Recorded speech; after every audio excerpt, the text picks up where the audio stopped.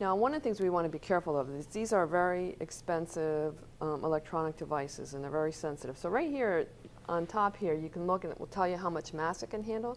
This one says 200 grams. So we don't want to put anything, let's say like a paper towels, because they're too heavy.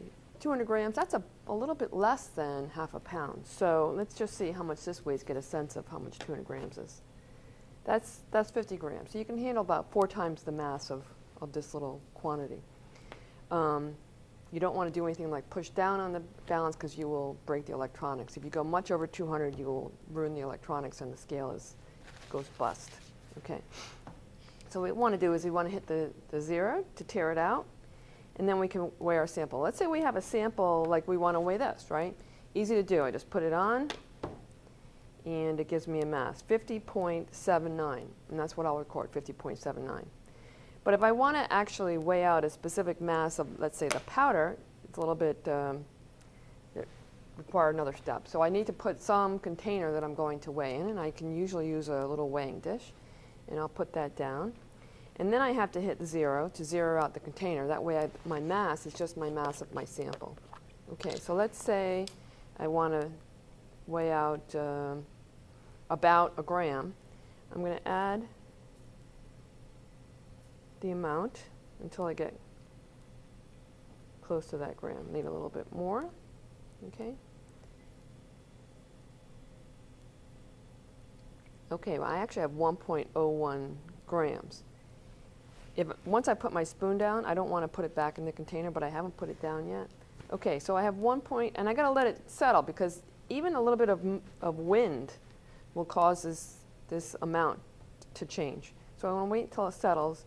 And right now it says 1.01, so that's what I'm going to record, 1.01. Now if it said 1.00, I need to record 1.00. I do not want to record it as 1 or 1.0.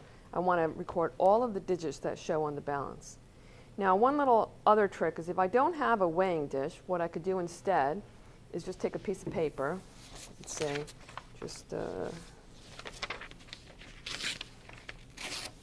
and just let me make it a little smaller, and I can just fold it in half and use this as my weighing dish.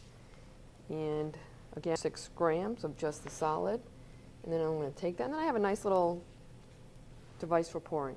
The only other thing we need to do is make sure that when we are done using the balance, that we leave it clean and without any crystals on it. So again, we want to turn it off before we do anything with cleaning. Hold the on 0 button for a minute until it says off, and I want to take a paper towel that's maybe a little bit damp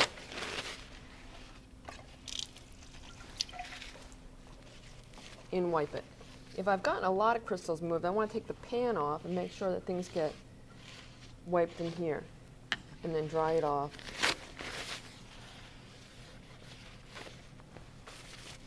And return the pan. Okay, that's it.